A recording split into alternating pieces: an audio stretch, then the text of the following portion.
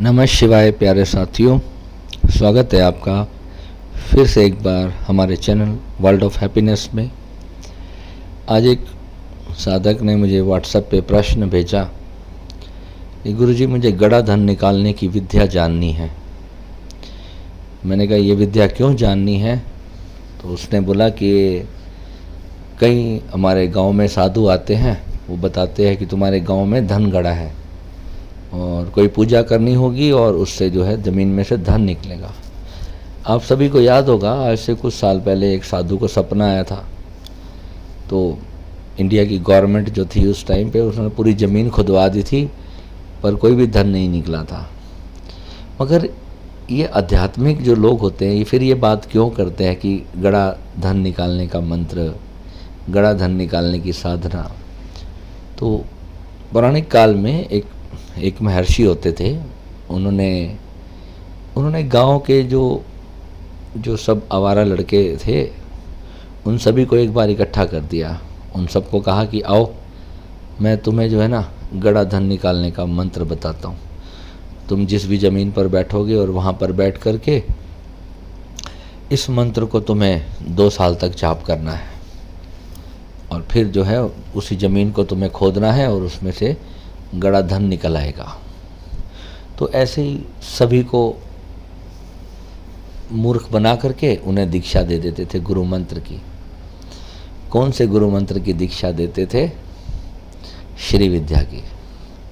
और श्री विद्या की शक्तिपात भी करते थे उन्हें, और उन्हें दीक्षा भी देते थे और उन्हें कुंडलिनी भी जागृत कर देते थे उनकी, और उन्हें साधना करने के लिए बोल देते थे कि ये जाप करो और तुम्हारे गड़ा धन निकल जाएगा।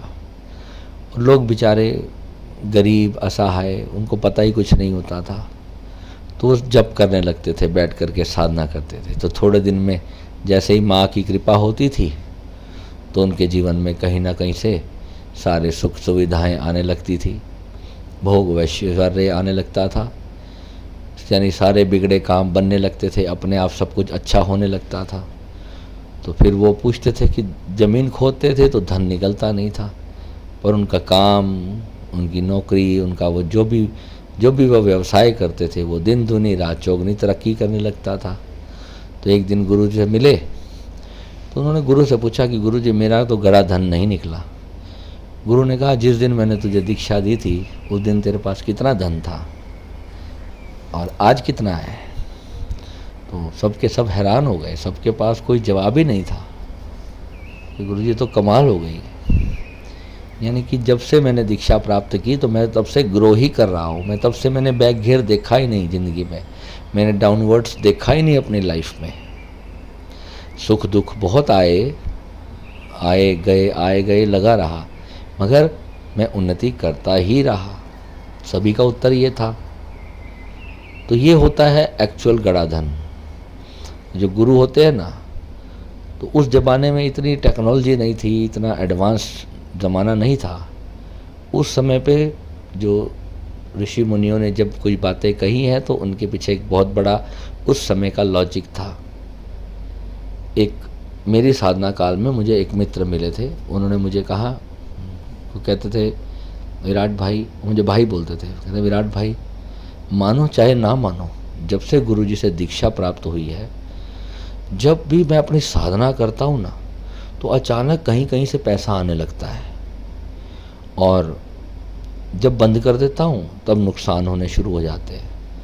तो मैं कहा, मैं उस समय उस बात को बड़ा नॉर्मल समझता था, मगर एक दिन मैंने उनकी बात को बड़ा सीरियसली ले लिया। मेरे से एज में भी बड़े थे और दीक्षा उनकी मेरे से बाद हुई थी, मगर साधना में वो मुझसे ज़्यादा मेहनत करते थे। मैं बहुत टाइम पास के तौर पे करता था साधना, जैसे आप सभी करते हो ना, थोड़ी देर 15 मिनट 20 मिनट, मैं भी ऐसे ही करता था, मैं सीरियस नहीं था। जब मुझे फिर पता चला कि हाँ मुझे करना है, मैंने कहा चलो मैं करके देखता हूँ, दिल लगा करके मेहनत से करता हूँ।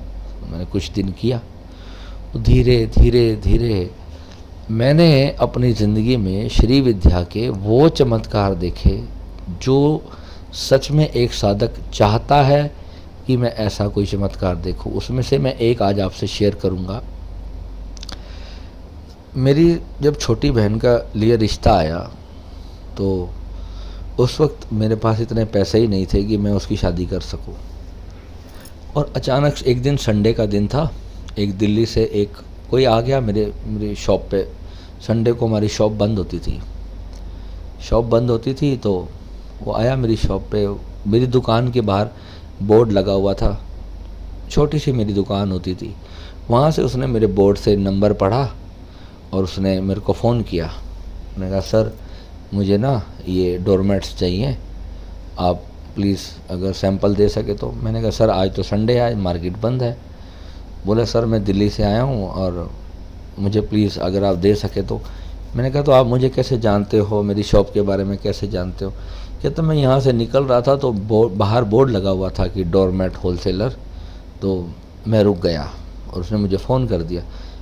अब मैं संडे का दिन था, मैं रेस्ट कर रहा था घर पे। मैंने अपने फादर को बोला, मैं कहा पापा कोई बाहर से कोई लगता है शायद कोई कस्टमर आया, मैं सैंपल दे आता हूँ उनको। पापा कहते संडे को कहाँ जाएगा? मैंने कहा कोई नहीं, सैंपल दे आता हूँ, क्या पता अगले से कोई बात समझ में आ ही जाए। आप यकीन नहीं करोगे, ये मेरी ज़िंदगी का सबसे बड़ा मिरेकल मैंने उस वक्त देखा। उसको मैंने 150 से ज़्यादा वैरायटी के अपने सैंपल दिए, वो सारे एक एक पीस सैंपल लेकर के चला गया। और 4 दिन के बाद उसने मुझे 2 लाख का ऑर्डर दिया। तो मैं 200-300 रुपये एक दिन में कमाने वाला, मात्र 200-300 रुपये, और उसने मुझे 2 लाख का फर्स्ट ऑर्डर दिया मेरी लाइफ का, जो एक्चुअल में जो वक्त पड़ने पर जिसको कहते हैं ना एक नीड होती है इंसान को, जिसकी बहन की शादी की बात चल रही हो और बहन की सगाई हो गई हो और उसको पैसे इकट्ठे करने हैं बहन की शादी के लिए, और उसने व्यक्ति ने मुझे ऑर्डर दिया, मैंने उसको माल भेजा और उसने मुझे कहा कि अब नेक्स्ट ऑर्डर पे ना आपको दिल्ली आना है मुझसे मिलने। मैं दिल्ली गया उनसे मिलने। उन्होंने फिर मुझे 3-4 लाख का ऑर्डर दिया। करते करते करते उन्होंने मुझे 10-12 ऑर्डर दिए।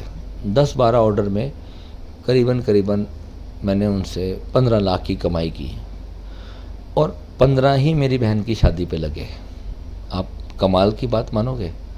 और जिस दिन मेरी बहन की शादी हुई, मेरी बहन की डोली गई और 4-5 दिन के बाद मैंने उनको फ़ोन किया। उनका फ़ोन आना बंद हो गया, उनका कोई ऑर्डर नहीं आ रहा था। मैंने उन्हें कॉल किया, उन्होंने मेरा फ़ोन नहीं उठाया, उनके बेटे ने भी मेरा फ़ोन नहीं उठाया। मैंने 5-6 दिन उनको लगातार कॉल किया और उन्होंने मेरा कॉल नहीं उठाया। मुझे लगा इतना अच्छा बिज़नेस क्लाइंट मुझे छोड़ना नहीं चाहिए, क्या पता किसी ने मुझसे सस्ता तो नहीं दे दिया उनको। मुझे लगा मैं भी बिज़नेस कंपटीशन की बात है तो कोई हो सकता है उनको कोई कम में दे सकता है। मैंने कहा मैंने दिल्ली जाने का फ़ैसला किया। मैं कहा मैं एक बार जाता हूँ, उनसे मिल के आता हूँ, कहीं कोई मिस्टेक तो नहीं हो गई। तो मैं उनके पास गया। वहाँ जब गया तो जिस जगह पे एक ऐसे कॉम्प्लेक्स टाइप जगह थी जहाँ पे उन्होंने मुझे वो एड्रेस दिया था, मैं वहाँ गया। 4th फ्लोर पे उनकी वो ऑफ़िस था जहाँ से वो ऑर्डरिंग करते थे। मैं उनसे पहले उसी जगह पर मिल के भी आया था। अंदर प्रॉपर एसी लगा हुआ था, बहुत आलीशान ऑफिस बना हुआ था सब कुछ, मात्र 15 दिन पहले ही। और जब मेरी सिस्टर की शादी हो गई तब मैं वहाँ पहुँचा तो वहाँ पर खाली बोर्ड लगा हुआ था। अंदर ऐसे था जैसे एक खाली दुकान जिसमें कोई एसी नहीं, कोई काउंटर नहीं, कोई फिटिंग नहीं, कोई पीवीसी पैनलिंग नहीं, जैसे एक खंडर ज़मीन, खंडर दुकान पड़ी होती है, बिल्कुल ऐसे। मेरे को लगा कि मैं कहीं दुकान तो नहीं भूल गया, दुकान तो यहीं थी। बाहर बोर्ड लगा हुआ है उनका, उन्हीं की दुकान के नाम का बोर्ड लगा हुआ था वहाँ पे, और वो बताते थे कि मैं बेंगलोर से हूँ। उन्होंने मुझे ऐसे बोला था मैं बेंगलोर से आया हूँ। वो बात जैसे बस 3-4 महीने के लिए वो दिल्ली में क्या करने आए थे, उन्होंने यहाँ पे ऑफिस लिया, क्या किया मुझे आज तक समझ नहीं आया। आज तक मुझे यह रहस्य समझ नहीं आया, और ना ही वो दोबारा मुझे कभी मिले ज़िंदगी में। और एक लोग इतना अच्छा तुम्हारे साथ बिज़नेस करते हैं, कोई उनके जो बड़े बड़े बिजनेसमैन होते हैं उनके मोबाइल नंबर जो होते हैं ना, ऐसे नहीं होते कि वो रोज़ अपने मोबाइल नंबर बदलते नहीं हैं। उनके मोबाइल नंबर उनकी बिल बुक्स पे प्रिंटेड होते हैं, उनके विजिटिंग कार्ड्स पे, उनकी कंपनी के बोर्ड्स पे, बड़ी बड़ी वेबसाइटों पे उनके नंबर रजिस्टर्ड होते हैं। ऐसे कोई अपना मोबाइल नंबर नहीं बदलता। मेरे लिए बहुत बड़ी शॉकिंग बात थी, उनका मोबाइल पूरे गूगल पे कहीं मुझे मिला ही नहीं। और उन्होंने कभी मुझे 1 मिनट के लिए भी पेमेंट के लिए भी कोई देर नहीं की थी। उन्होंने मुझे पहले ही पैसे दिए, कभी भी उन्होंने मुझे तंग नहीं किया और मेरी बहन की शादी बहुत अच्छे से हुई और बहुत अच्छे परिवार में हुई। मैं आपको क्या ही बोलूँ, भगवान की, ठाकुर जी की, भोलेनाथ की इतनी कृपा रही, माता रानी की, सब समस्त सिद्ध गुरु मंडल की इतनी कृपा में रही। मैं श्री विद्या साधना जब से मैंने करने लगा, मेरे जीवन में इतने चमत्कार हुए हैं, मैं आपको बता नहीं सकता। ये तो आज मैं एक शेयर कर रहा हूँ। मुझे अभी, मैं रात को सोने लगा था, बैठे बैठे मुझे किसी का कॉल आया, तो मुझे उससे बात करते करते मुझे ये बात याद आ गई। तो मैंने कहा आज मैं अपने सारे साधकों को अपनी लाइफ का मिरेकल शेयर करूँगा। आप बिलीव करना, मेरे पास उस समय 2000 रुपये नहीं थे कि मैं अपनी बहन की शादी कर सकूं। और मैंने अपनी बहन की शादी पे उस समय में, आज से लगभग 11-12 साल पहले की बात बता रहा हूँ, उस टाइम में 15 लाख रुपए मैंने अपनी बहन की शादी पे लगाए। और मुझे बड़ी खुशी होती है, मेरे गुरुदेव की इतनी कृपा रही। और ये मैं आपको इसलिए कह रहा हूँ कि आपका विश्वास, आपकी साधना में, आपके भोलेनाथ पे इतना अकूट विश्वास हो कि आप ये समझ के चलो कि आपको साधना करनी है और सब कुछ भगवान पे छोड़ना है। आपको चिंता नहीं करनी है, भगवान सारे काम समय पे करेंगे। वो जिसको आपकी ज़िंदगी में रखेंगे वो बहुत अच्छे के लिए रखेंगे, और जिसको हटा देंगे वो भी बहुत अच्छे के लिए होगा। विश्वास सिर्फ इतना ही करना है, मेरे भोलेनाथ तूने जो किया है वो बहुत अच्छा है। और तुम जैसे जैसे साधना करोगे ना, तुम इतना ग्रो करोगे अपनी साधना में, तुम इतने ऊपर निकलते चले जाओगे कि बस सूर्य की तरह तुम दमकोगे, सूर्य की तरह चमकोगे। ऐसे तुम्हारे समाज में भी भगवान तुम्हारी बहुत प्रतिष्ठा तुम्हें देंगे, नाम भी होगा, यश भी होगा, सुख संपत्ति वैभव भी मिलेगा, सब ज्ञान भी प्राप्त होगा, अध्यात्म भी प्राप्त होगा। श्री विद्या एक अकेली ऐसी साधना है, जब पूर्ण गुरुओं से जब प्राप्त होती है, सिद्ध गुरु मंडल से जब इसकी दीक्षा दी जाती है, तब साधक जीवन के किसी भी उद्देश्य में विफल नहीं होता, बशर्ते वो उद्देश्य उसके हित में होना चाहिए, उसके अहित में नहीं होना चाहिए। अब हम नहीं जान सकते कि क्या हमारे हित में है और क्या हमारे अहित में है, इसलिए फिर हमें गुरु कहते हैं समर्पण करो। अपना हित के लिए तुमने कोशिश की, नहीं हुआ, समर्पण करो। समर्पण हमेशा गहने की तरह धारण के रखना है। समर्पण जितना रखोगे तो सुख दुख तो फिर आनी जानी माया है। साधना तुम्हें सारे संसार से परे ले जाने की शक्ति रखती है। ठीक है, तो ऐसे ऐसे अनुभव मेरे साधकों के जीवन में भी हो रहे हैं, मुझे बहुत खुशी होती है।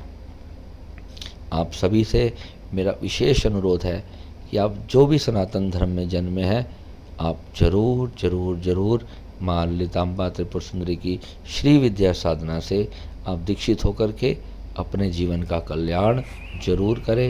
ये वर्ल्ड ऑफ हैप्पीनेस चैनल, मैं सदैव अंत तक आपकी साधना में आपके साथ बना रहूँगा। मैं चाहता हूँ कि आप सब भी हमारी तरह उस दिव्यता को प्राप्त करें और अपने जीवन में भोग और मोक्ष की प्राप्ति करें, आनंद की प्राप्ति करें, सभी प्रकार की नकारात्मकता से दूर रहे, स्वस्थ रहे, हैप्पी रहे, प्रसन्न रहे। Bless you. नमः शिवाय।